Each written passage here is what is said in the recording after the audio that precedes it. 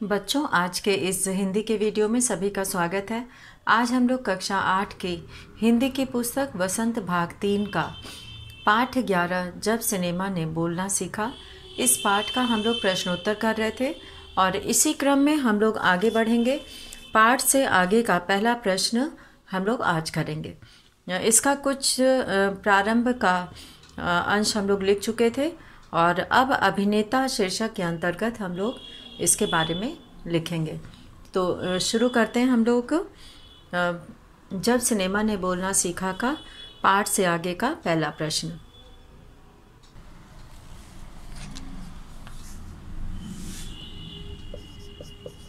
पाठ से आगे इसके अंतर्गत हम लोग उत्तर 1 करेंगे। अभिनेता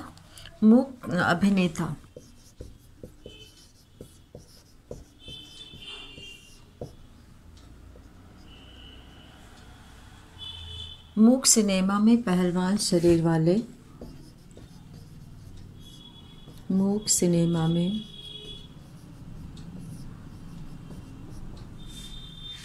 पहलवान शरीर वाले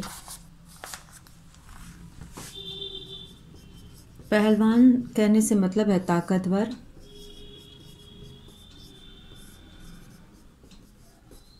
पहलवान शरीर वाले करतब दिखाने वाले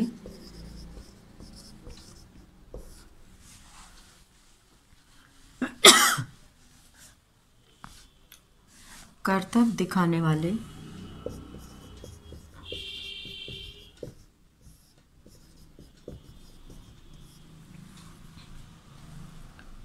अभिनेताओं की प्रमुखता होती थी।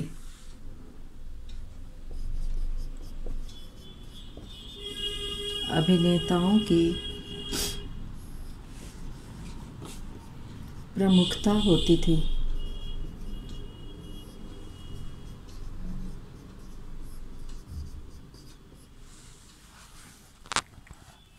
किंतु जब से सवाक सिनेमा की शुरुआत हुई किंतु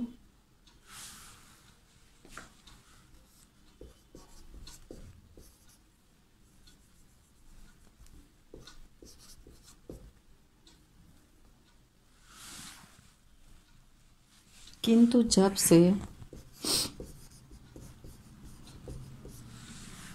सवाक सिनेमा की शुरुआत हुई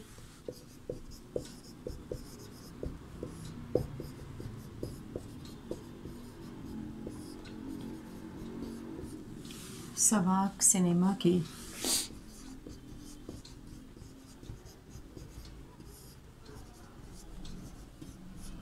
शुरुआत हुई तो इन कलाकारों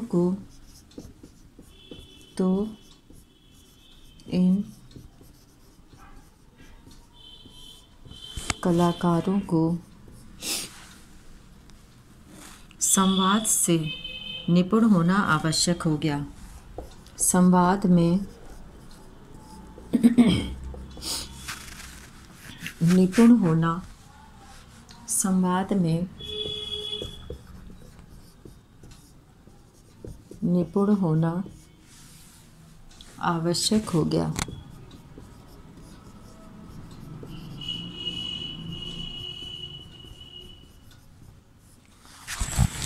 संवाद में निपुण होना आवश्यक हो गया। इसके अलावा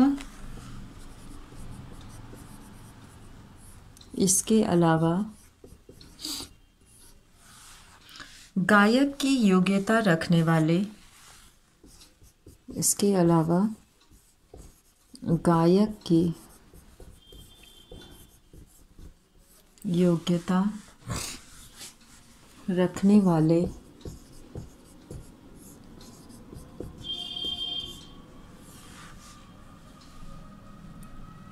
कलाकारों की कद्र काफ़ी बढ़ गई। कलाकारों की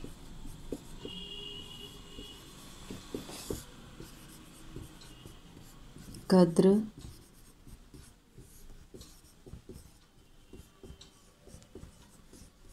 काफ़ी बढ़ गई। अब दूसरा जो परिवर्तन आया वो दर्शक के ऊपर क्या परिवर्तन आया, ये हम लोग यहाँ पर करेंगे। दर्शक, ये अभिनेता और फिर दर्शक। उस समय मूक सिनेमा भी अपनी लोकप्रियता के शिखर पर था। उस समय मूक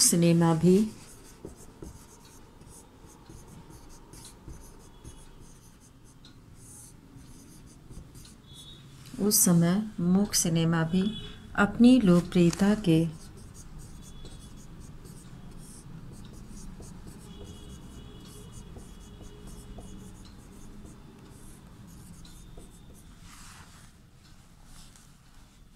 शिखर पर था। अपनी लोकप्रियता के शिखर पर था। लेकिन सवाक सिनेमा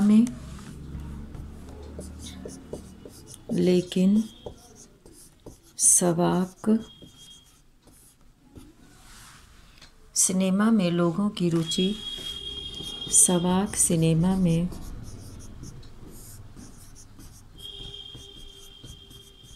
लोगों की रुचि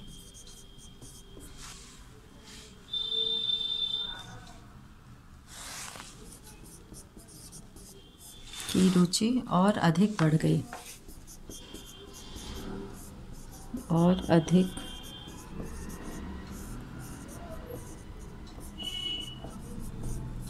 अधिक बढ़ गई। सवाक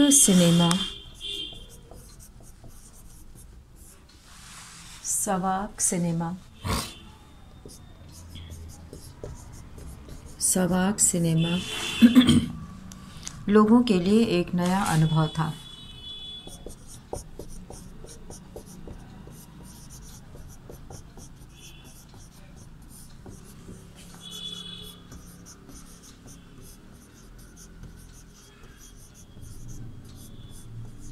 सवाक सिनेमा लोगों के लिए एक नया अनुभव था। और अब तकनीकी सोच, ये पहला यहाँ पर अभिनेता, दूसरा दर्शक और तीसरा तकनीकी सोच।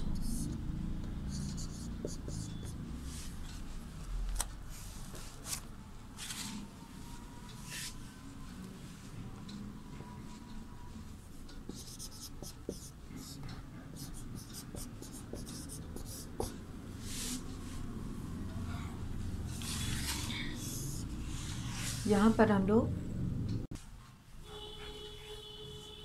तकनीकी सोच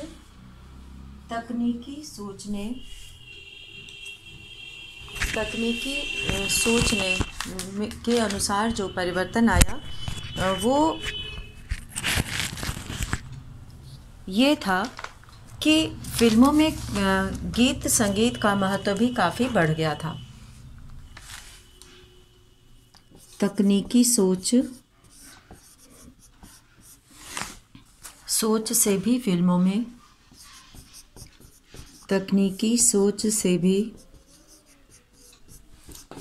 में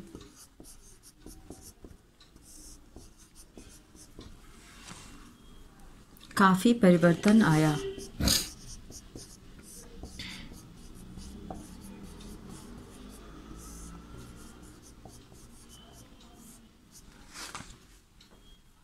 अब गीत और संगीत का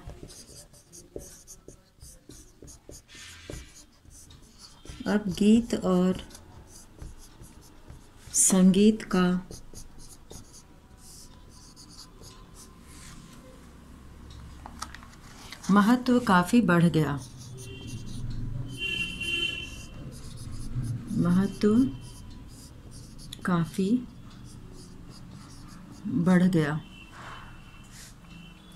अब शूटिंग दिन और रात दोनों में होने लगी।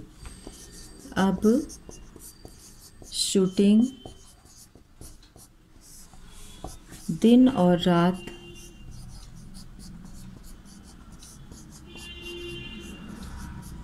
दोनों में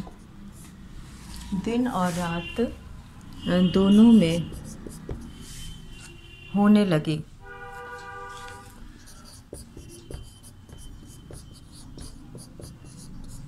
वाद्य यंत्रों का प्रयोग काफ़ी बढ़ गया। वाद्य यंत्रों का प्रयोग काफ़ी बढ़ गया। तो इस तरह से इन तीनों ही दृष्टि से काफ़ी परिवर्तन हुआ, और दर्शकों में जो परिवर्तन हुआ वो इस बात को भी लेकर था कि वो जो है जो फिल्म में काम करते थे उनकी स्टाइल को भी वो लोग अपनाते थे, और दर्शक जो है इसको बहुत पसंद करते थे, जो सवाक फिल्में बनने लगी। और अब हम लोग इसके आगे का प्रश्न करेंगे। तो दूसरा प्रश्न है, यहाँ पे ये पहला हम लोगों ने पूरा किया है, और दूसरा प्रश्न है कि डब फिल्में किसे कहते हैं। और कभी कभी डब फिल्मों में अभिनेता के मुंह खोलने और आवाज़ में अंतर आ जाता है, इसका कारण क्या हो सकता है। तो ये जो है यहाँ पर डब फिल्मों में अभिनय करने और संवाद बोलने में जो परेशानी आती है वो यहाँ पर पूछा गया है। तो इसको हम लोग यहाँ पर करेंगे कि ऐसा क्यों होता है।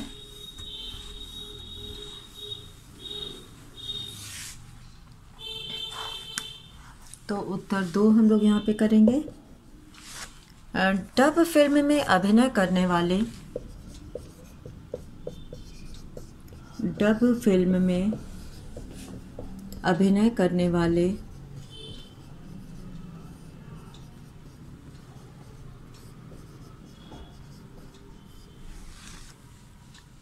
और संवाद बोलने वाले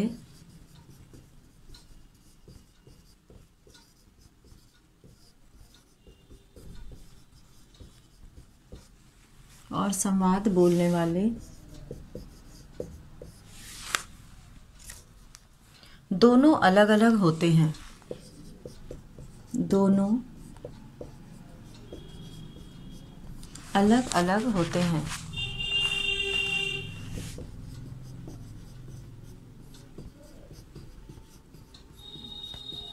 दोनों अलग अलग होते हैं। कभी कलाकार के मुंह खोलने और आवाज़ में अंतर आ जाता है।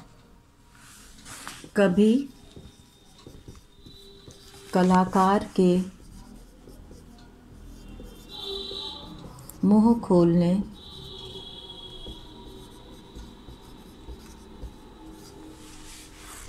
कभी कलाकार के मुंह खोलने और आवाज़ में अंतर आ जाता है। मुंह खोलने और आवाज़ में अंतर आ जाता है।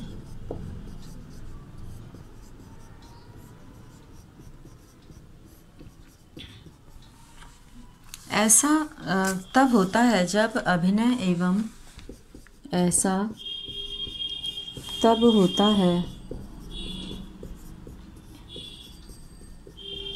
जब अभिनय एवं संवाद जब अभिनय एवं संवाद संयोजन में कमी हो।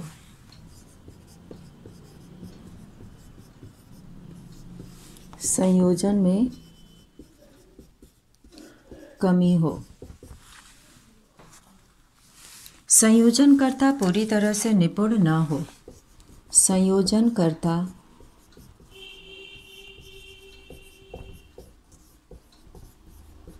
पूरी तरह से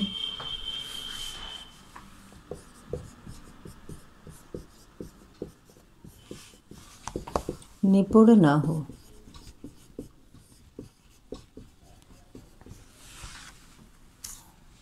या मुंह खोलने बंद करने की गति असमान हो। या मुंह खोलने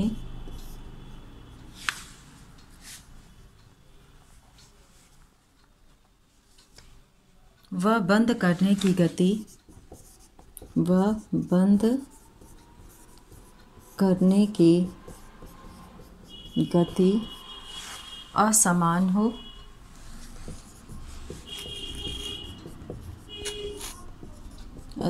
हो, या अभिनेता तालमेल बिठाने में असफल हो, या अभिनेता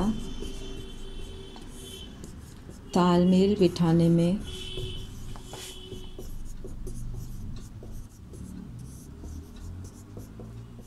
असफल हो।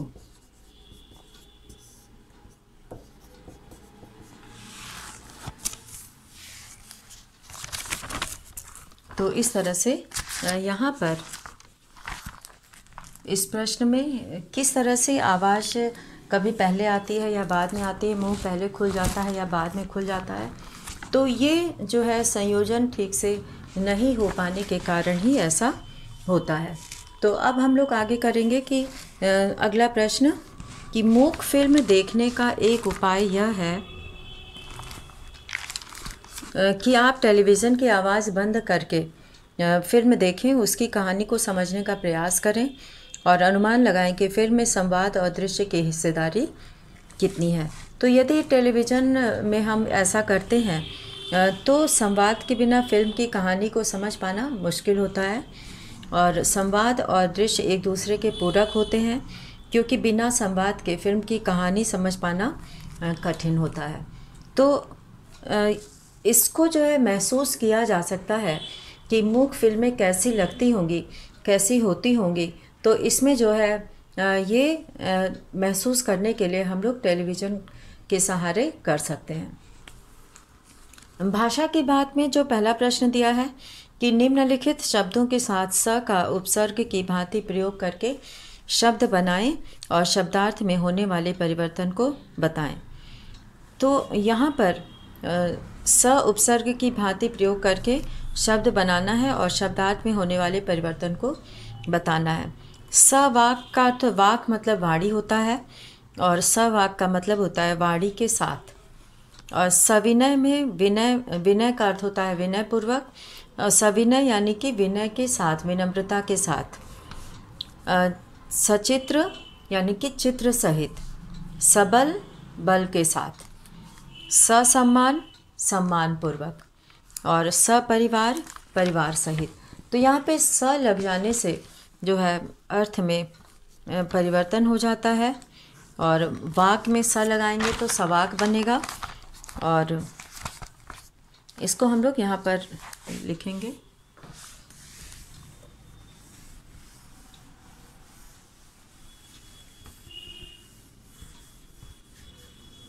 अब हम लोग प्रश्न करेंगे भाषा की बात।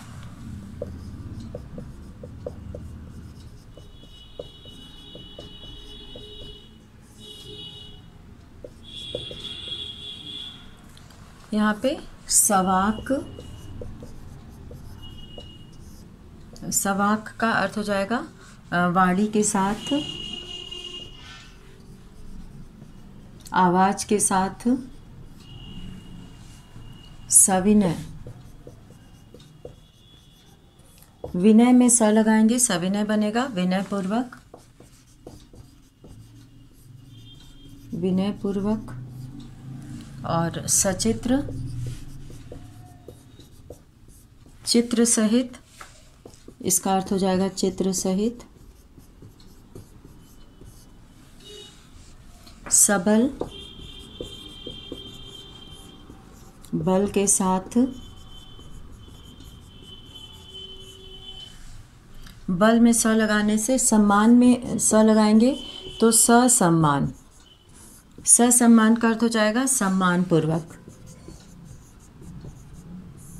सम्मान पूर्वक या सम्मान के साथ। सपरिवार, सपरिवार हो जाएगा परिवार सहित, परिवार के साथ। तो परिवार सहित ये अर्थ हो गया। तो इस तरह से यहाँ पर जो है सब उपसर्ग का प्रयोग करने पर वाक्य शब्द में परिवर्तन हो जाता है और उससे जो है अर्थ बदल जाता है। तो जैसे वाक है उसमें स लगाए तो सवाक बन गया। सविनय में विनय में स लगाने से सविनय बन गया, तो विनय पूर्वक। और सबल बल के साथ, ससम्मान सम्मान पूर्वक। तो इस तरह से भाषा की बात का हम लोग केवल ये प्रश्न करेंगे यहाँ पर। तो इसी के साथ आज का वीडियो यहाँ समाप्त करते हैं। धन्यवाद।